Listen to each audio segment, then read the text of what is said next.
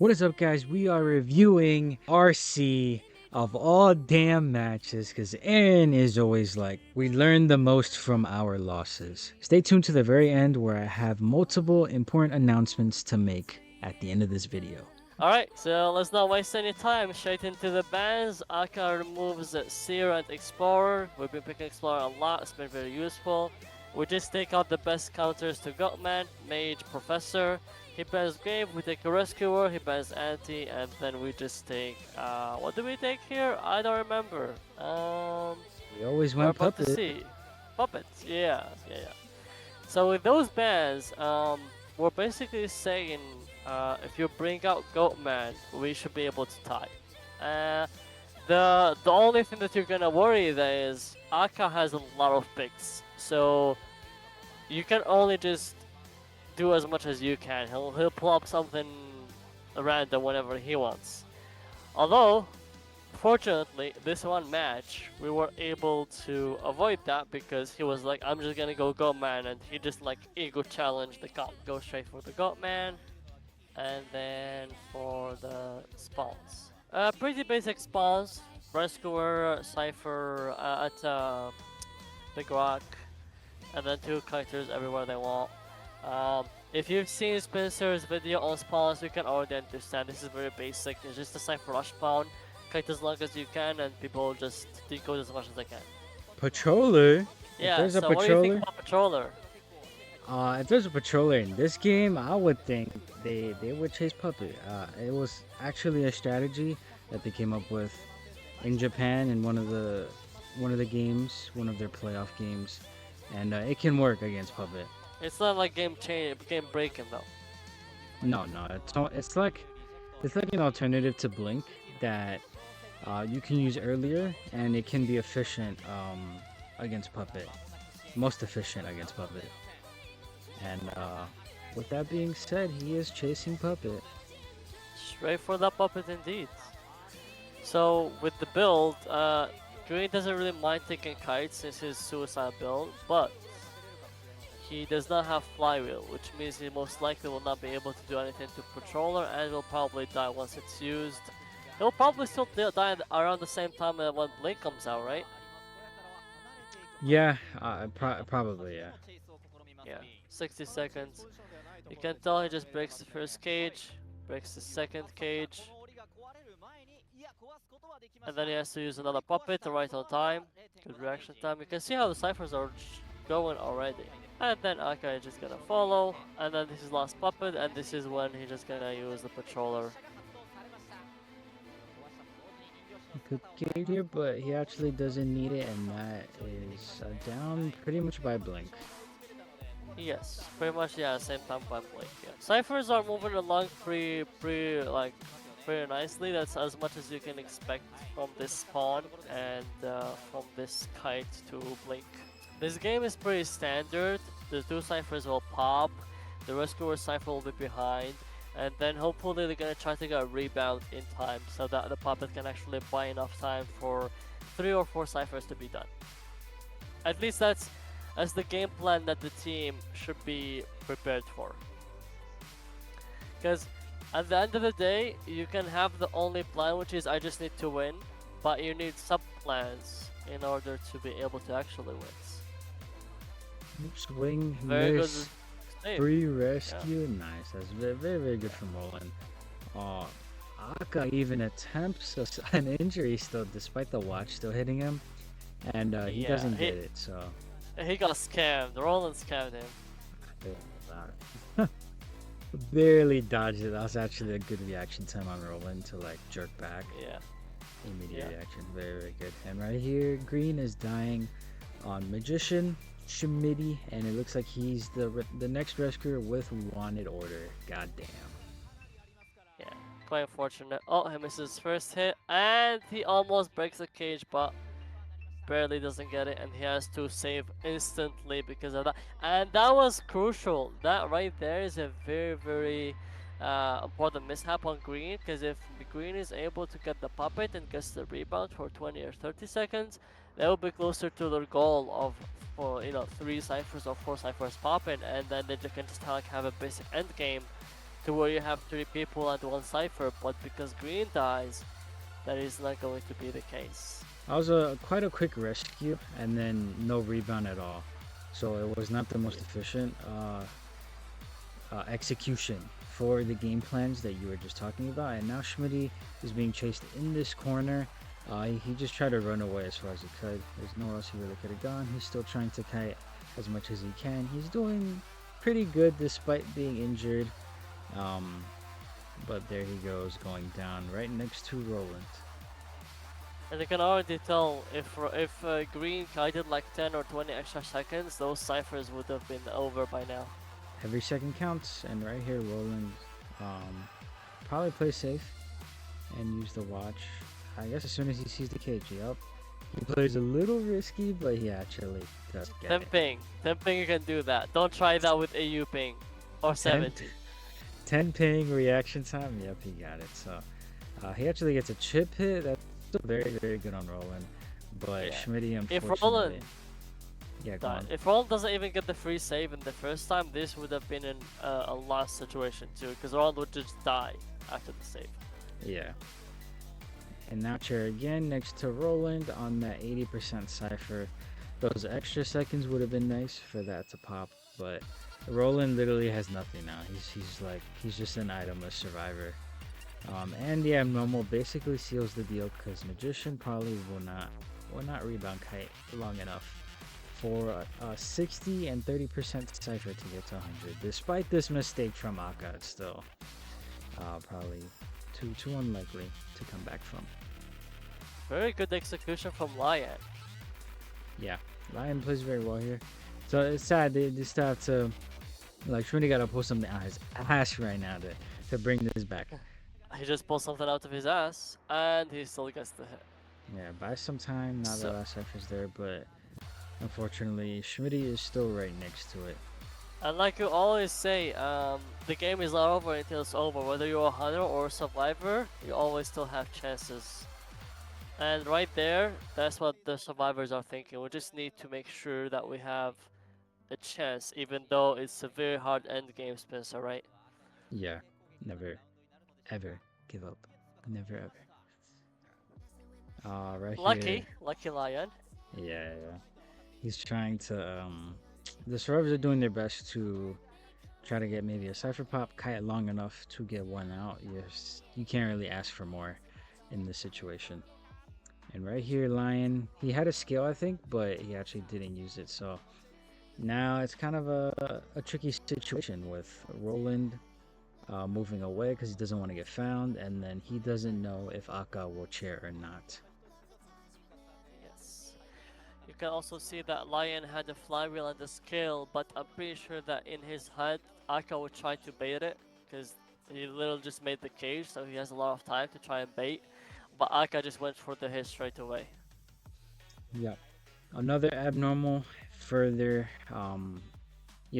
it gives Aka a lot more time to work with this 2v1 endgame. And yeah, and unfortunately, this is pretty much a very hard game to even come back from. The only way that you can win is that you sneak a heal and then the person rebounds, and even then you still need to pull a miracle out of your ass. yeah, and right here, Roland actually gets chaired and Lion was caught doing the cipher, and that's really all that Aka needs. He has all the time in the world with that Roland, with the first officer, Roland's chair. Despite a skill, very good skill, he can probably kite out this cage, but it won't be enough. And that is GG's. GG, well played. GG's, well played. You need to be able to learn from your mistakes, and if there is any game you should look at is the games where you messed up instead of the games where you won. You always learn 10 times more from the games that you lost rather than the games where you won. And that's a trait that any good team applies to keep improving. And now we move along to Spencer's match. Spencer, the floor is yours. Alright, we start off. I'm playing versus RC, and I first banned here Professor. Professor, they played it a lot. It's like one of their main characters, so I was like, nah, I ain't dealing with that. So then they go with an FO Puppet Protect, and then I go with an Explorer because they also have That's one of their main characters as well. Not only just for this map, but as their team, just their team in general. That on this map especially, they like Explorer. I'm like, I'm not dealing with it. I'll deal with the Magician as they just picked. And for the last pick, sorry, last ban, I think I wanted to ban a Harasser because they surely have a Harasser. I had a choice between Anti and Archer, and I'm pretty certain, if I remember, they go with Archer, and I couldn't ban out both, so it's just something that I have to deal with. So I decided to go with Goatman, and right here, RC, they definitely have their unique spawns. Right here, we have a 3 in a straight line to my right, and then 1 to my left, Magician. So I could either chase Magician or Puppet, which is something I'm used to. I'll just be straight honest. I'm used to chasing these characters, but I'm like, I'm gonna chase Archer. And I actually remember, and I'm gonna explain to you, Aaron, as well, and also people that are watching, about something on Archer that I did not know that screwed me over in this game. You'll find out. All right, so I go with a blink, and Archer's very good at harassing a Goatman. So I was like, I ain't dealing with the harass. I'm a chaser. So that was pretty much the whole game plan. Yeah. So right here, I'm basically doing a tinnitus check and eliminating where she could potentially be, and I'm really not so certain yet until I realize she's not in this area. Then I'm like, okay, she's behind this, and I was right. I hear her footsteps, and right here I place a cage, and this is what every archer does. They do it's called the crossbow, and right here I wanted to do a double cage. Ideally it's like together, like both cages are right on top of each other, so I get those extra seconds to be able to get a full injury on this archer. And right here I swing too early, swing too prematurely, and I still track her down, and I could have gotten this hit, but she does have that flat and I wasn't able to read it. Not a perfect cage, and oh my god, I have to explain this. When she shoots you, your character gets like stuck. I don't know how to explain it, but the game says that your actions are interrupted. So she does very well here. This is just a pallet mine game, and I couldn't win it. And eventually you're gonna see me cage again. I'm gonna wait for this to go away, the laceration. And right here, I do a cage that's not great, and she manages to break it for free. A lot of mistakes that are just adding up on me. He plays very well with the mind games, and I think I take my chip hit here. Right, she doesn't care. The kite's already very long. Right here, you're gonna see. You're gonna see when she shoots me. There, I don't like, if you can really see it with as many with as much frame rate as possible. I get it like slows me down like for like half a second. It's hard to explain, but regardless, that helps her a lot. I actually didn't know this. It took me very long. Basically, this chase, I swing too quickly. I'm too impatient, and so it's to the point where another kiter's here, and they might even be able to help. She still has another shot, and right here you're gonna see it again. I get kind of stuck. I'm not sure if you can see that. It's like I trip on a banana for like a millisecond, bro. So she does very, very, very well. This was one of the best kiters I've ever gone up against, or at least specifically Archer, and he was very, very well played. At this point, this is a game where I'm trying to fight for a tie. A tie is all I can do here. I thought he'd play a mind game, but he just broke it. And right here, I'm just trying to secure my down. I get very, very impatient, and I get the down, and it doesn't really matter whether I get an injury on Magician or not, because they're probably just gonna swap out and use their other Titan. Yeah, all I can do is try to get a down ASAP after this cipher is primed. And FO, I mean, there's just not much I can do. I could try to, and right here, I try to keep both of them here, double cage, and My hit gets dodged, and at this point, I think I get confused. There, I wanted to hit on Archer, but I was too late, and so basically my plan of keeping both of them there, it didn't work whatsoever. It's not something I've really tried before, and this is giving FO time to run away, and I'm just trying to get a hit here and get to the Cypher Pop right here and cage and down this Archer as soon as I can. So right here, Archer doesn't even try to kite. She takes the longest chair possible. And at this point, I mean, I don't have claustrophobia. They're just going to get the gate open. FO has Tide Turner to get out. And this Magician is the one that popped. And I can't really tell where he is. I also don't know where Dungeon is. And maybe I could have been able to see across the map, but I didn't. I really only had one opportunity. And that is an L for me. The kite is too long. If a kite is ever too long in pro, I will lose. That's the unfortunate reality.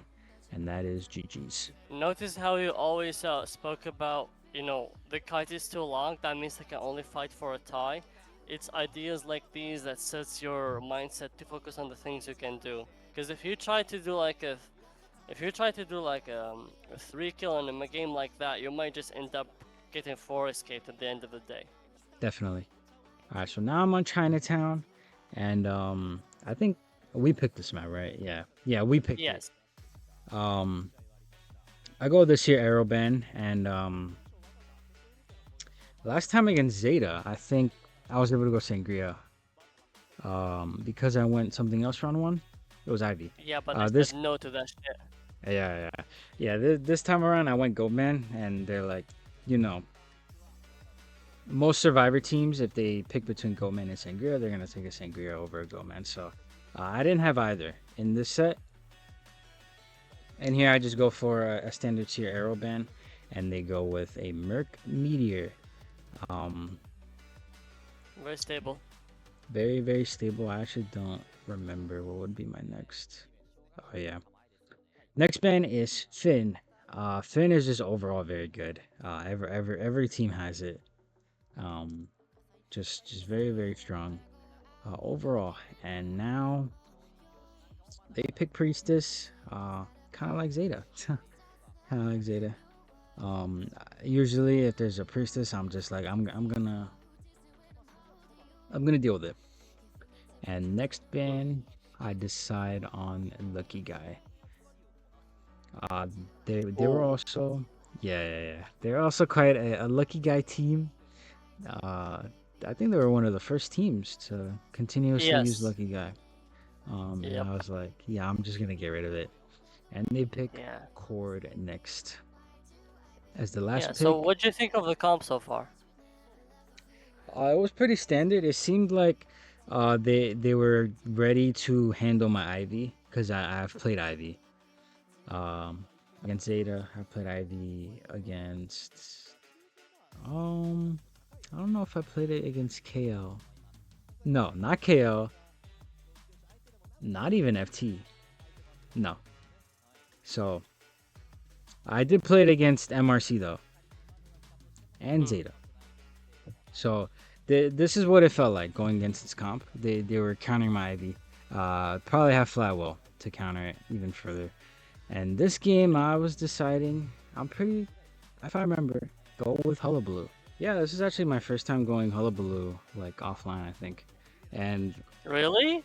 Yeah, offline. Koa, I didn't go at IVS. This is actually my first time. I'm going into this match like I need a win, at least 3, because we're very far behind in point. Like we basically lost every advantage. We lost a round advantage and a point advantage. Like it is so strong, their lead that they have. So my goal is to help us set us up for a round win, and yeah, that's the goal. So right here, I see the spawn, and I think I just go with the typical on the right. One of my plans was just either chase Meteor or Cord, or chase the Priestess and not deal with her in the mid game. I think that's what I went for. So right here I go with a warp, and they all have flat. Well, priestess with tide as well, and I don't have detention here, right? Yeah, no, I don't have detention. I want to maximize my chase and try to get the best out of the camp. Um, that is the best way I'll win with Hullabaloo. Best chase, as good of a chase as possible, and then try to get a double down on this rescue. Yes. So right here, I'm looking, I see the cord there, but I actually decide to go this way. And I think here I see Priestess right over there. I see Priestess. Saw Priestess. Maybe I'm baiting Merc a little, maybe not. Eventually, I end up going on the Priestess. Um, I was keeping an eye out for Cord as well, but she wasn't even there to begin with.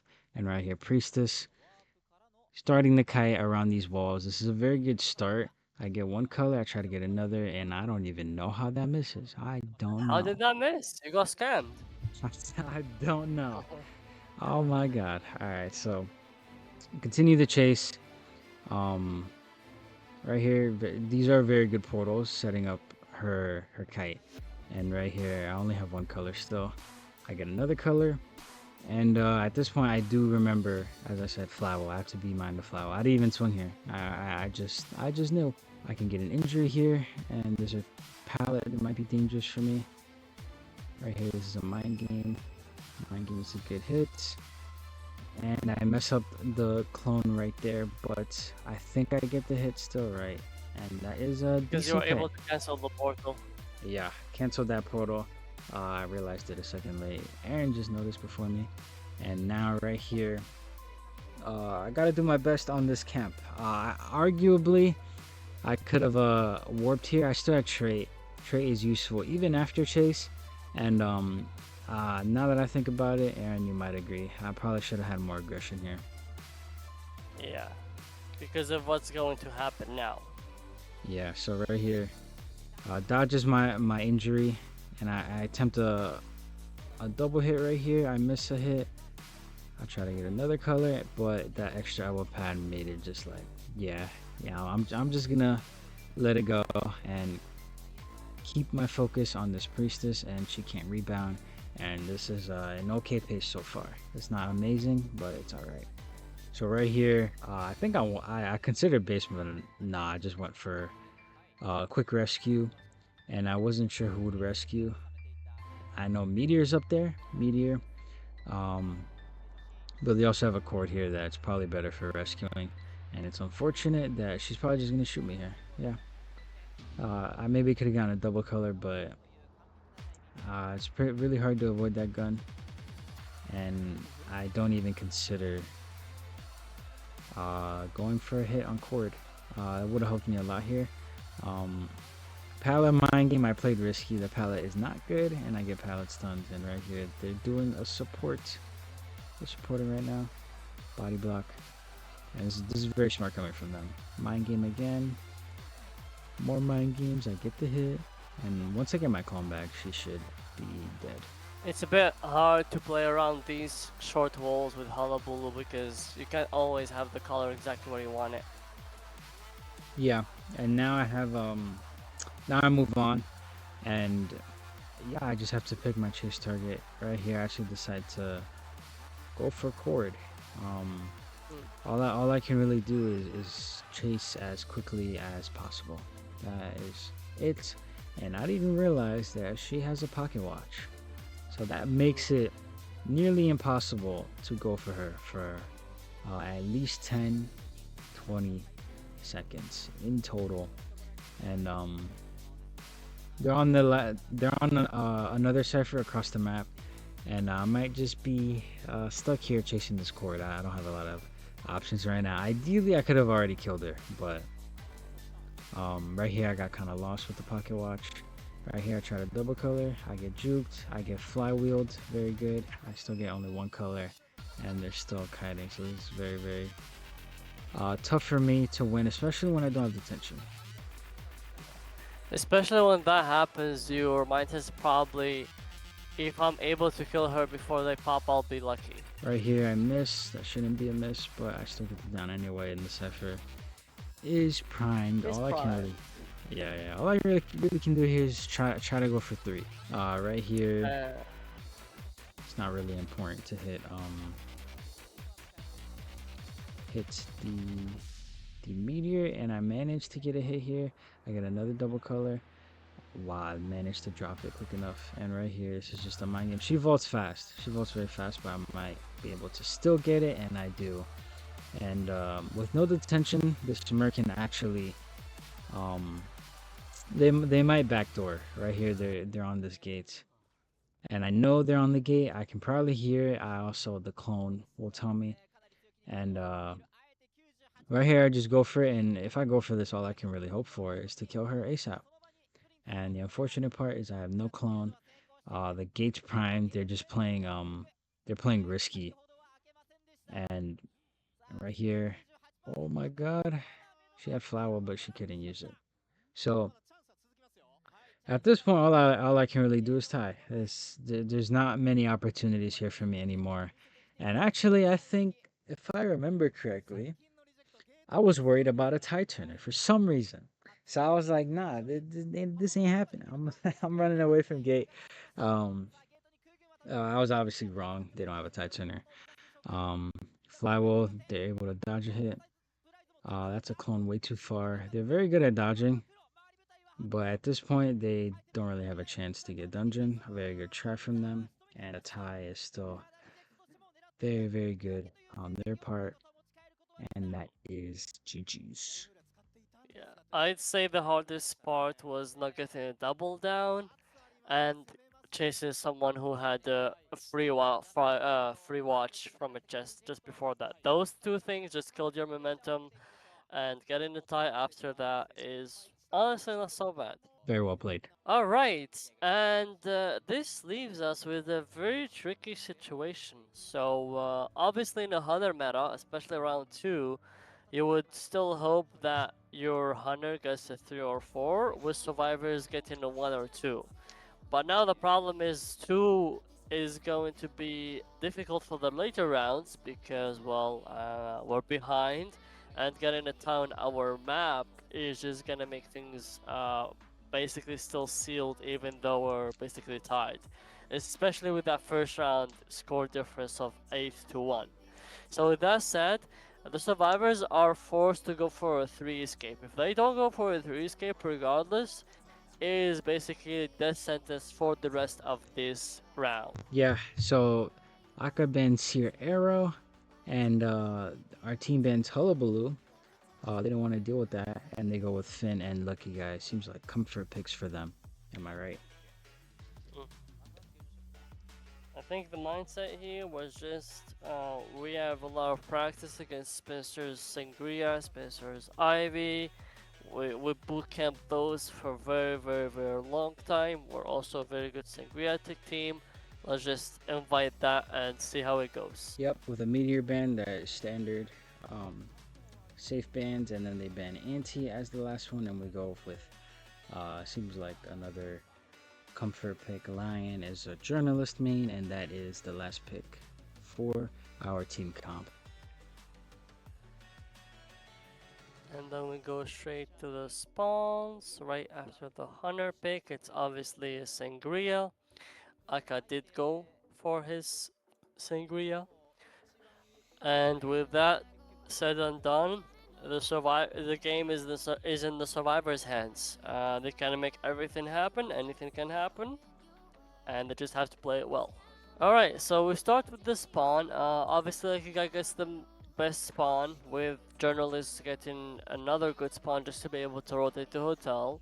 Mercenaries obviously in the middle, and then just everyone goes whenever they're able to kite the Sangria, because the key point to beating a Sangria starts with the kite, since she does not necessarily have a lot of map pressure beyond her speed. So if you're able to keep her chasing someone, even using that speed, she's not gonna really do a lot of damage. Yep, and we're going in here with the builds: Lion, Tie Turner, Flywheel, Green, Full Kite builds, a standard tie build from Roland, and a regular Broken Windows from Schmiddy. Schmiddy's Finn with a standard blink from Aka. Yeah, so I think his goal here, worst case, will be to tie. Um, Mm. he does not want to allow a loss whatsoever. I think that explains the blink. Alright, so we get to the match. We have a very fast Sangria going straight for the pin. It looks like he thought that Schmidty was going to go to the left, and then he went straight to the right after seeing the blood trails. Schmidty is able to go to the corner. Aka misses a dash, so Schmidty decides to leave this area and keep as much distance as possible since the hunter cannot actually chase him. Unfortunately, one ball has to be expanded. Schmidty waits there for a bit for the mind game from Aka. Aka misses another dash, but luckily for him, he had a flip back, and Schmidty barely avoids the hit. Avoids the hit again. Very good job from Schmidty, able to jump the pallet in time, able to recycle the ball, able to make Aka miss, and then it just comes down to one pallet mind game. And this is a very good beginning of the kite, except that one hit does change a lot because Schmidty is not ready to leave. He has no speed boost, and Aka has a flip back, and Schmidty is down. That was a very good early game kite, but that one game mind game from Aka turned the tide into a very good position for the Sangria. What do you think, Spencer? Yeah, that was very. Schmitty played phenomenal. Took advantage of messing up the dashes from Aka's side. That one mess up with the pallet, it was basically a make or break for the game. Could have been very good for survivors, but now this is a standard game, which is good for Aka to get a tie. Yeah, and obviously he's gonna try to get even more if the survivors make more mistakes. Standard save from Roland. Schmidt gets hit. Schmidt is just gonna go die whatever he needs to. Make sure that everyone in the team cipher rushes.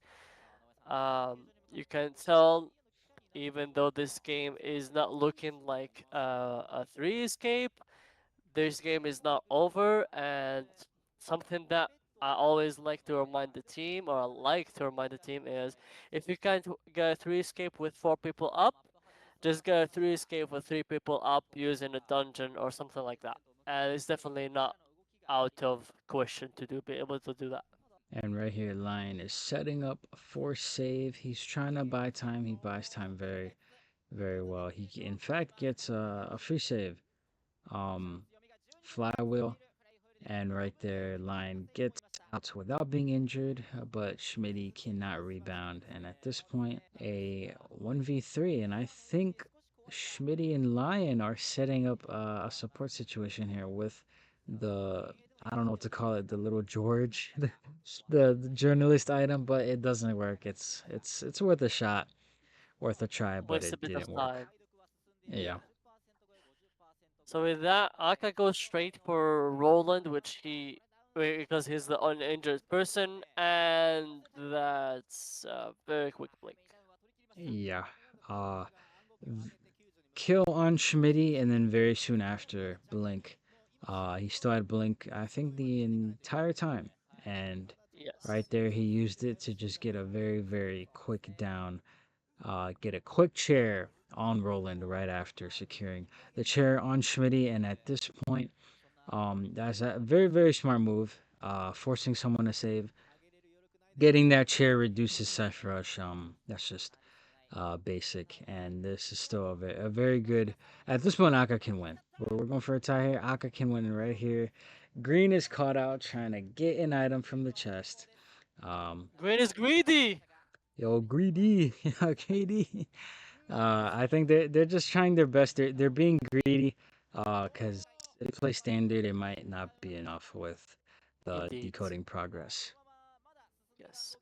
So even with that 60% cipher on 60% progress on three ciphers, the game is still not out of the woods yet. There might be like a pub, there might be a dungeon kite.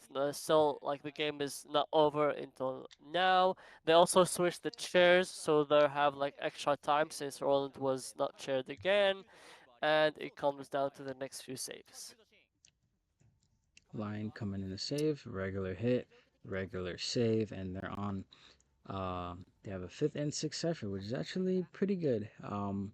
And the only thing is they don't have BT on two of them. Both of them are right here, and Right here, yeah, this was a before half save. Journalist is trying to help, but it didn't work. And at this point, the Cypher can actually be primed by the time he gets chaired. But the problem is you cannot go for borrowed time save because, well, you don't have borrowed time. Yeah, right here, Lion is still trying to force it. Actually, he has that. I forgot about that. He has that chair thingy. But Green also doesn't have borrow time. The save And manages to go off, but Green does not borrow time. So he tried his best with flywheel or whatever he did on the chair. I'm not sure. He dodged the hit, but it didn't buy that much time. yeah. And And they Aka, had to go for a 3 escape because, well, it was possible to go for 1 escape, but they tried to go for more. They didn't. They were able to. No borrowed time, and that is basically GG's. yep, Aka, all he needs is a tie. Good pallet stun from Roland, but he still gets hit. And a 3 kill would end the game immediately. Very, very well played from RC. Uh, I mean, damn, they they caught us lacking on both sides. They Yeah, played very, very well. Probably one of the hardest things that me individually, have had to go up against. This entire tournament they played phenomenal. I could have played better. I didn't. They took advantage. Very, very well played. well played. GG's from RC.